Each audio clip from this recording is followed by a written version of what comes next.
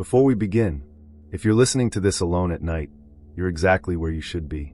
Subscribe and turn on notifications for more true horror stories, disturbing encounters, and unexplained events uploaded every day. Now lock your doors, turn off the lights, and let's get into tonight's stories.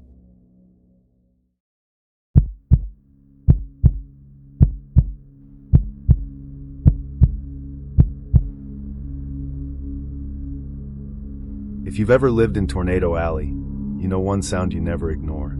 The sirens. They don't go off because it's raining. They don't go off because it's windy. When they start, something is already coming. But the tornado sirens in the town of Millhaven hadn't worked in almost 10 years. Everyone knew that. So when I heard one screaming across the fields at 2 o'clock in the morning, I wasn't scared because of the tornado. I was scared because someone had managed to turn it back on. And they knew exactly where I was. My name is Aaron. I worked for an electric utility company in central Kansas. Storm season was our busiest time of year. Power lines down, transformers exploding, trees blocking roads. When the weather got bad, our crews went out while everyone else stayed home. This happened in May of 2023. A line of severe thunderstorms had been moving across the state all afternoon. By sunset, tornado watches covered almost every county around us. Our dispatcher called just after 8. A substation outside Millhaven lost power. Millhaven wasn't much of a town. Maybe 200 people.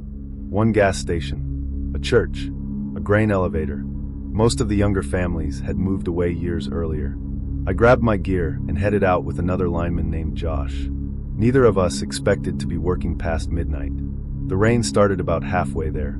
Then the wind picked up. Lightning flashed so often it felt like daylight every few seconds. The weather radio repeated the same warning over and over. Tornado watch in effect until 3 a.m. Josh glanced at the radar on his phone. That storm's rotating. I looked. A large hook-shaped echo had formed west of Millhaven. Neither of us said much after that. We restored power to the substation around 11. Just as we finished, every light in town went dark again. Not flickering. Completely dead. Josh frowned. That wasn't us. Our radios filled with static. Then dispatch finally came through. Possible tornado west of your location. How far? No confirmation. Static. Take shelter immediately. The transmission disappeared. We climbed into the bucket truck to leave. It wouldn't start. The dashboard stayed dark. Battery dead. Except, the batteries had been tested that morning. Josh grabbed the emergency jump pack. Nothing. No lights. No response. It was as though every bit of electricity had vanished. Then we heard it. The tornado siren. Long. Steady. Echoing across empty farmland. Josh stared at me. They fixed that thing? No. I thought they shut it down years ago. They did.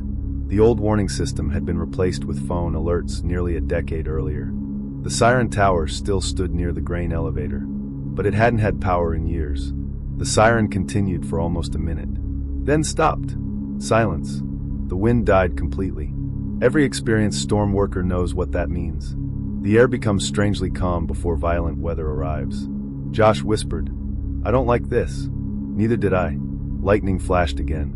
For just a split second, I saw someone standing beneath the siren tower. A man. Long coat. Hands in his pockets. Perfectly still despite the wind. The darkness returned before I could make out his face. "We need shelter," Josh said. The nearest building was an abandoned elementary school half a block away. We ran. The front doors were locked.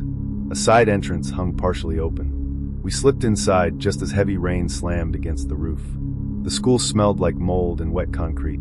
Old classroom signs still hung in the hallways. Broken desks had been stacked against one wall. The place had obviously been empty for years.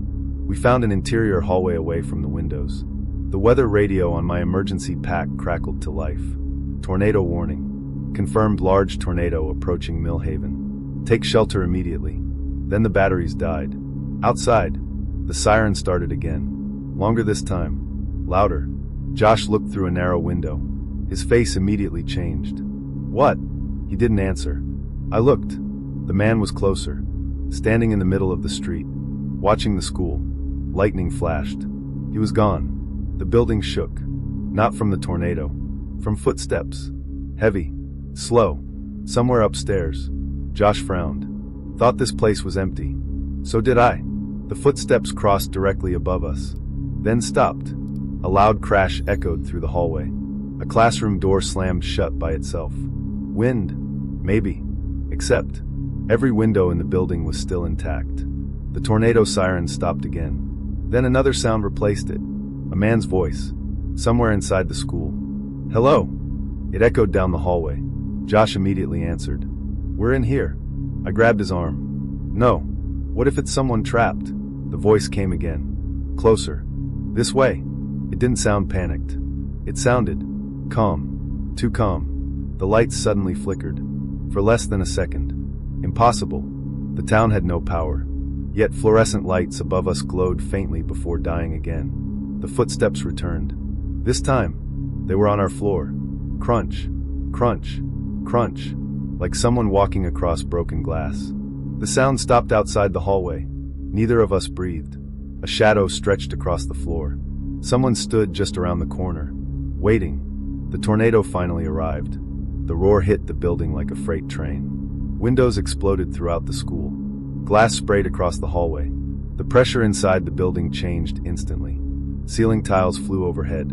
Josh and I pressed ourselves against the wall as debris slammed through the corridors. The roar drowned out everything. Almost everything. Because through it all, I could still hear footsteps. Walking toward us. Then, silence.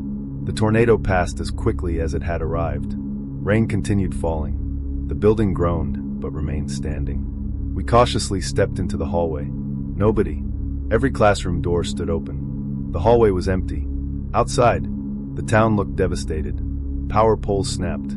Trees uprooted. Roofs torn away. The siren tower had collapsed across the road. Completely twisted. It couldn't possibly have been operating. Not in that condition. Emergency crews arrived before dawn. While helping search damaged buildings, I mentioned the man beneath the siren tower. A firefighter quietly asked, "Wearing a dark coat?" I nodded. He exchanged a look with another responder. Neither of them smiled. Later that morning, while waiting for our truck to be towed, an elderly volunteer approached us. He asked where we'd taken shelter. The old school. His expression changed. "You heard the siren, didn't you?" "Yeah. It hasn't worked since 2014. "What happened in 2014? He looked toward the collapsed tower. "The town's emergency manager died trying to activate it during an EF3 tornado. The system failed. He stayed behind warning people door to door. He never made it out. I assumed that explained the rumors. Small towns always have stories. Life moved on. Storm season ended. Months passed. Until the following spring. Another tornado warning. Another overnight repair call. Different county. Different town. I stepped out of my truck to inspect a damaged transformer. Across an empty field, I heard a tornado siren. Long. Steady. There weren't any sirens within 20 miles. I turned toward the sound.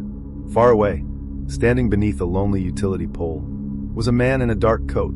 He raised one arm, pointing toward the west. I looked. A funnel cloud was forming exactly where he pointed. When I turned back, he was gone. Maybe it was exhaustion. Maybe it was coincidence. Or maybe, some people never stop trying to warn others, even after the storm has already taken them.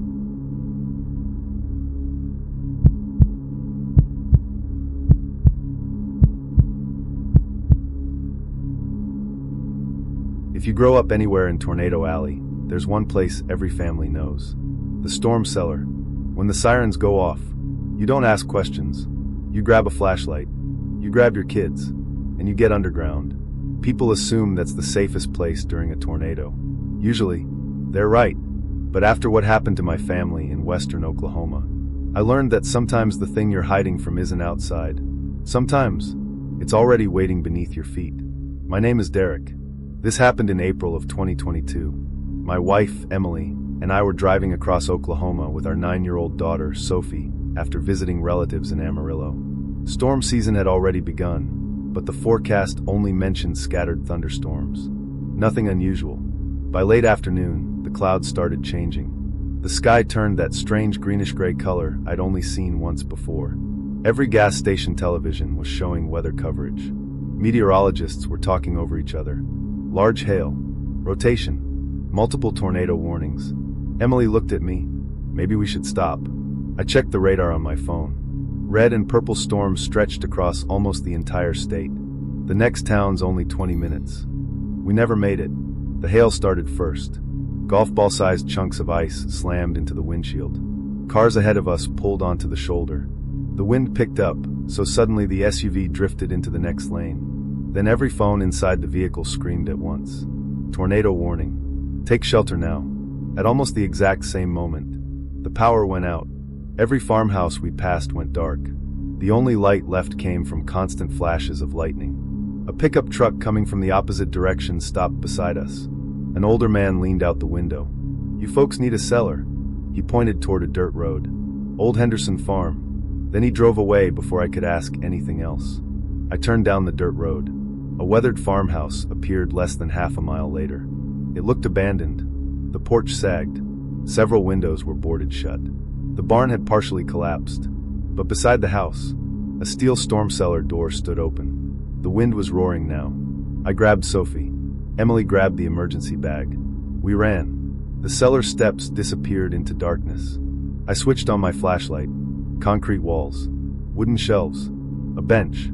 Dust covered almost everything. It looked like no one had been down there in years. I pulled the heavy steel door shut. A second later, the tornado hit.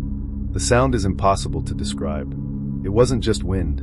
It sounded like trains, jet engines, and thousands of trees breaking all at once. The entire cellar shook. Concrete dust drifted from the ceiling. Sophie buried her face against Emily's shoulder. We stayed silent for what felt like forever. Then, we heard another sound. A knock. 3 slow knocks. From inside the cellar. Not on the door. Behind us. Emily whispered, "Did you hear that?" I nodded. The sound came again. Knock. Knock. Knock. I turned my flashlight toward the back wall. There was nothing there except shelves filled with old mason jars. Then I noticed fresh footprints in the dust. Bare footprints. They led behind the shelves. Curiosity got the better of me. I slid the shelves aside. Behind them was another door. Small. Wooden. Hidden inside the concrete wall. It wasn't on any side of the cellar I would have expected. Almost like someone had built a second room afterward. Emily grabbed my arm. "Leave it. I just want to see." I reached for the handle. It turned easily. The room beyond was tiny. Maybe 8 feet by 8 feet. A rusted cot sat against one wall. Empty food cans littered the floor. Someone had lived there. Not decades ago. Recently. A lantern stood on a crate. It was still warm. My stomach tightened. We're not alone. Emily immediately closed the hidden door. We pushed the shelves back into place. Nobody spoke.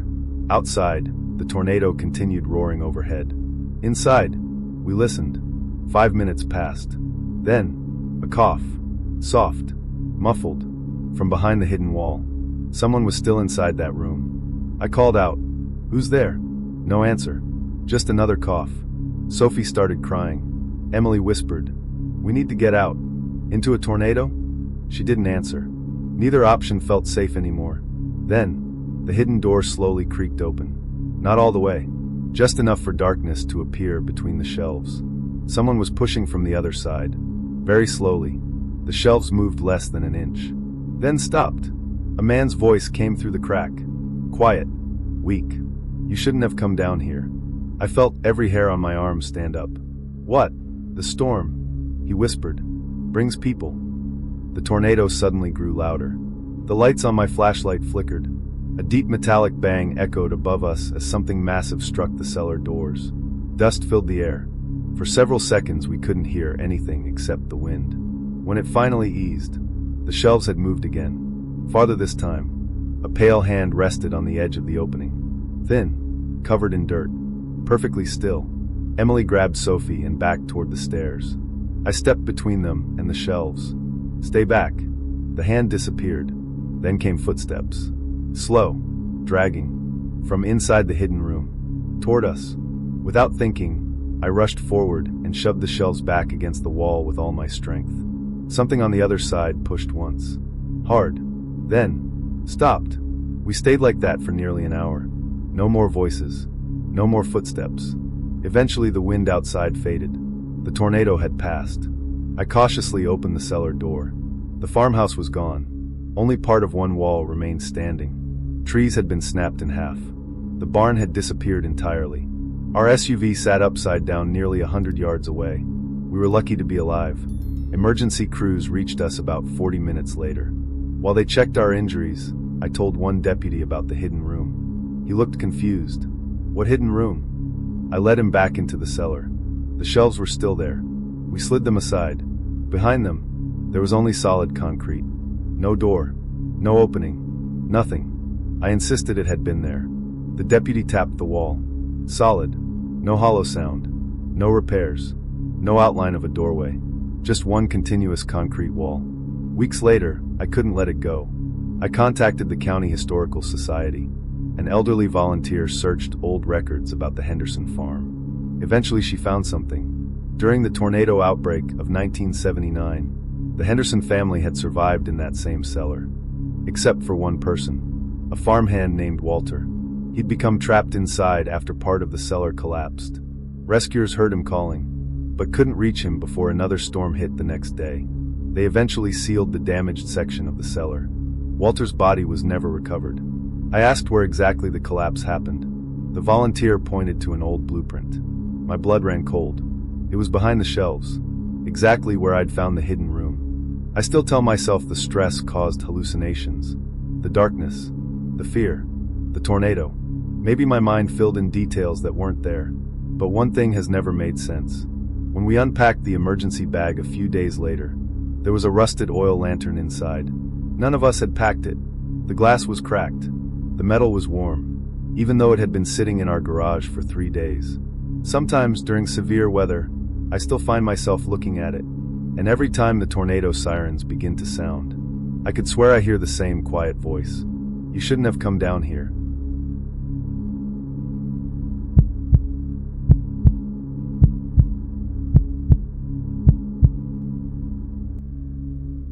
There are only a few jobs that never stop during a tornado. Police, firefighters, paramedics, and local radio stations. When everything else fails, people still turn on the radio. They listen for road closures, shelter locations, warnings, hope. 3 years ago, I was the overnight board operator at a small AM radio station in eastern Oklahoma. During the worst tornado outbreak our county had seen in decades, I answered a phone call that emergency management insisted couldn't have happened, because according to them, the neighborhood calling for help had already been destroyed nearly an hour earlier. My name is Logan. In the spring of 2023, I worked nights at KWRM 870 AM, a small community radio station that mostly broadcast local news, weather, high school sports, and farming reports. It wasn't glamorous work. Most nights were quiet. I monitored equipment, aired syndicated programs, and interrupted programming whenever the National Weather Service issued alerts. Storm season changed everything. People depended on local radio when cell towers failed. That responsibility always sat in the back of my mind. On the night this happened, meteorologists had been warning about a major outbreak all day.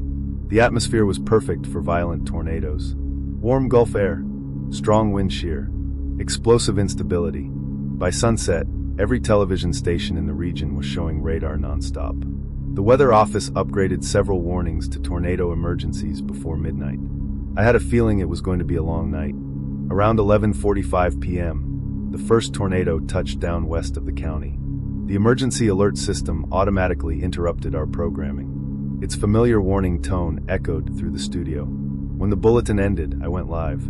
This is KWRM with continuous severe weather coverage. If you're in the warned area, seek shelter immediately. The phone lines lit up almost instantly. Roads blocked, trees down, power failures, people asking where the storm was headed. For nearly an hour, I barely left the microphone. Just after 1 a.m., every monitor in the control room flickered. The building shook. Outside, rain slammed against the windows so hard I thought the glass might fail. Our backup generator started automatically. Half the town lost power. The station stayed on the air. That's exactly what it was designed to do. Then line 3 rang. I answered without thinking. KWRM, this is Logan. A woman whispered, "Please don't hang up." Her voice trembled. Behind her, I could hear children crying. "Ma'am, what's your location?" "Willow Creek." I typed the address into our emergency log. "I'll notify emergency management." "They already know." "What do you mean?" "They said they can't get to us." I switched to another monitor showing the county map. Willow Creek sat on the eastern edge of town, right in the projected path of the tornado. How many people are with you? 7. Are you underground? We're in the basement. The signal crackled. Then she asked something that made my stomach tighten. Can you still hear the sirens? I listened, faintly through the phone. I could. I radioed emergency management immediately. Their dispatcher sounded confused. What address? I repeated it. Silence. Then, Logan, Willow Creek is gone. What? The tornado hit there 40 minutes ago. I've got someone on the phone from that neighborhood. No, you don't. I stared at the blinking phone line. The woman was still there. I can hear you talking. I swallowed hard. Ma'am, what street are you on? She answered immediately. Maple Lane. The dispatcher on my radio interrupted. There is no Maple Lane anymore. I felt caught between two realities. One voice insisted people needed help. The other insisted there was nothing left to rescue. I stayed on the line. The woman suddenly whispered, I think someone's outside. I frowned. What do you hear? Footsteps. A loud metallic bang echoed through the receiver. Then another, like someone hitting a basement door. The children started crying harder. I tried to stay calm. Stay away from the door. It isn't the wind. Another bang. Closer. Harder. Then, 3 slow knocks. Every hair on my arm stood up. The woman whispered, That's not my husband. The line filled with static, then went silent. Not disconnected. Silent, as though the phone remained connected inside an empty room. I immediately called emergency management again. This time the sheriff himself answered. He confirmed search crews had already reached Willow Creek. There aren't any survivors at that address. I couldn't accept that. I just spoke to them. His voice softened. No, Logan. You couldn't have. For the rest of the night, the phone never rang again. The tornadoes finally moved east shortly before sunrise. When my shift ended, I drove past Willow Creek on my way home. I wish I hadn't. Entire blocks had been flattened. Cars sat upside down in empty fields. Trees were stripped bare. The neighborhood looked like someone had erased it. Maple Lane no longer existed. Exactly as the sheriff had said. Still, I couldn't stop thinking about the call.